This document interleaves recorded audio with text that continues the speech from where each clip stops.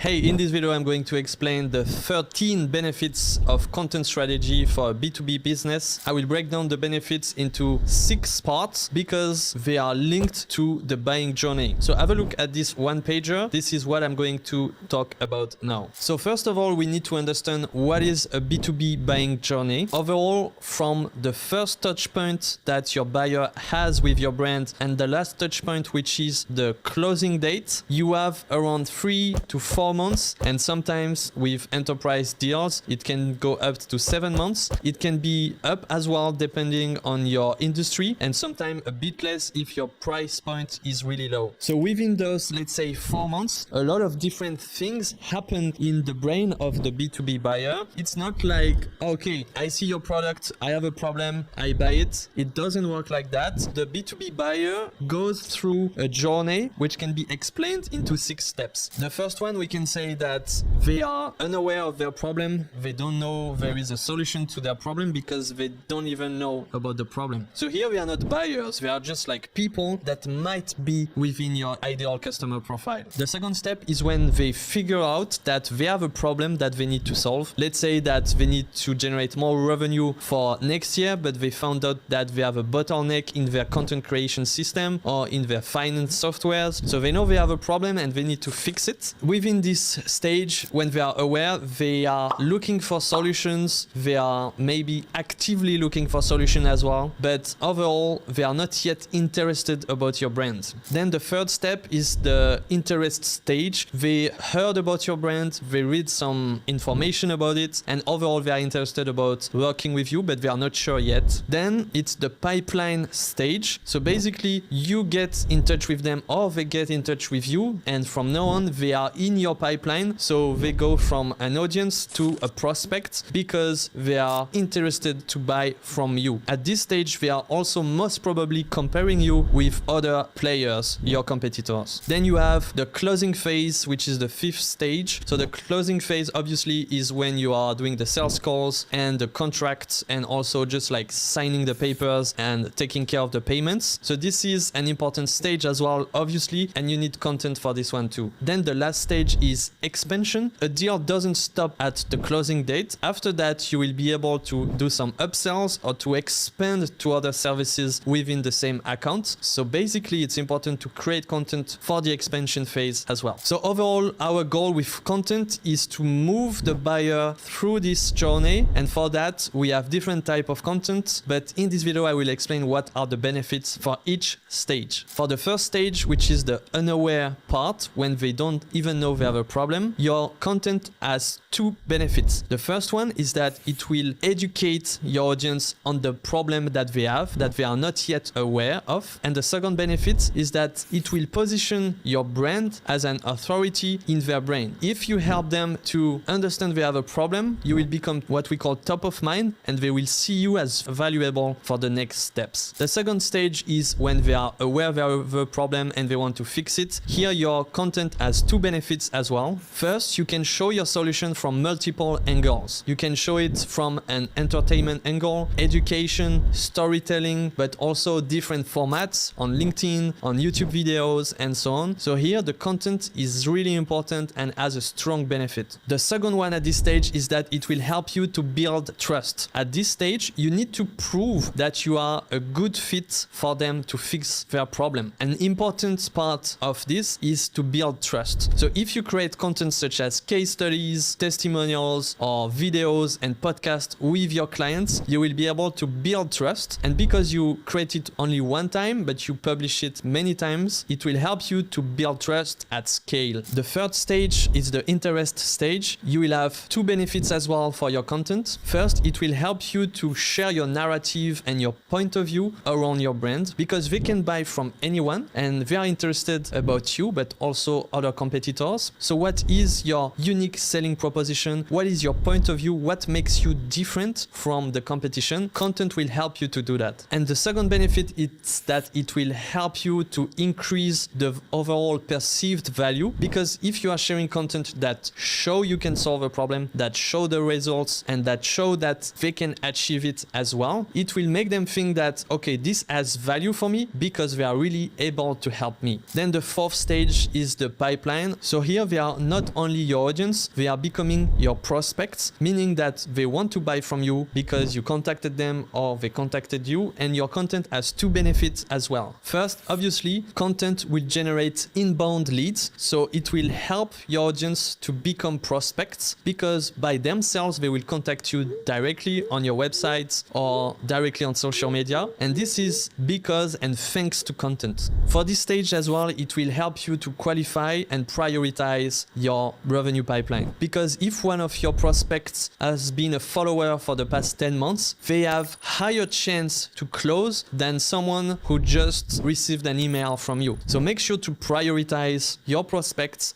based on the content that they consumed. Then the next stage is the closing stage. It's a very interesting part because most people think that content is so important at this stage, that we just need a sales rep in order to go to the call and close the deals, but that's actually false. And in my opinion, content is very important at this stage because it will have three benefits. The first one is that it will address the objections of your prospects on autopilot. Autopilot means that you can publish the content only one time, but your audience can consume it every day, 24 hours a day, 7 days a week. So basically you create a Q&A guide or a Q&A ebook or Q&A landing page, and it will answer objections without you needing to answer those. So let's say you have a guide that explains exactly everything about your solution. It also solves the objections of your audience. You just have to create it one time, but your audience and your prospects can read it over and over without you needing to address the objections during sales calls. The second benefit of this stage is that it has a true positive impact on the sales cycle length. So basically, between the first touch point with your sales team and the closing date, there is a certain amount of time, but the content can accelerate this phase. Why? Because you address objections faster, the perceived value is higher, and overall it's a great experience for your audience to always have answers to their questions based on your content. And obviously the last benefits of this stage is that it will increase your closing rate. Let's say you have two competitors that are trying to sell something to one prospect. One of them has 10 case studies plus a guide that explains exactly what is going to happen, but the other one has only a PDF that explains their offer and their solution with only 2 slides on what they did with other clients. Obviously, the first one has higher chances to close the deal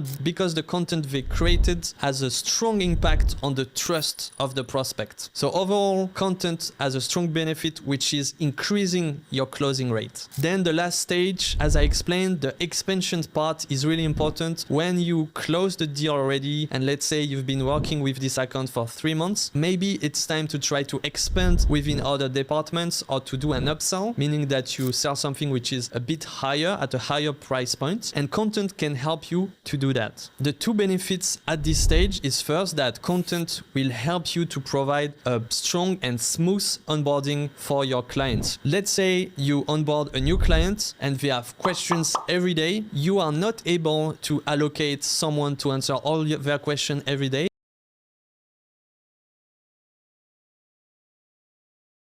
On a blog, on a content hub, or a private data room. And basically, because you answer all the questions with the content, they will be really happy with the onboarding, and this will increase your chance to expand other services later on. And as I just explained, your content can really act as a customer support, not only during the onboarding, and that's the last benefit, is that it will be a customer support for all the time you are working with them. So basically, from the day they become your customer, they need to be able to consume all your content and to have answer to their questions every day when they want, thanks to your content. All right, so that was the 13 benefits of a great content strategy. So basically, for me, it was important to explain why it's very important to install a system with great content. As you've seen, it has a very strong impact on the whole buying journey from the first touch point to the expansion stage. So make sure to create a strong system in order to achieve and access those benefits. If you want to go further